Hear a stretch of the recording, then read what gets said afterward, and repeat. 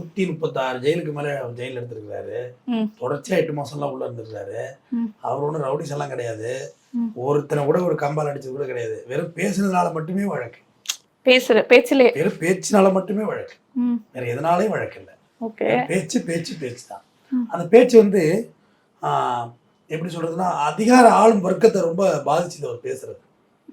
ஆளுங்கட்சிகள் ரொம்ப பிரச்சனையா இருந்தது. அவர் ட்ரபிளா இருந்தார். அவர் உண்மையா பேசினதாலயா இல்ல அந்த மாதிரி கான்ட்ரவர்சியலா பேசுறது. ஓகே, பயங்கரம் பிரேவ் ஸ்பீச்.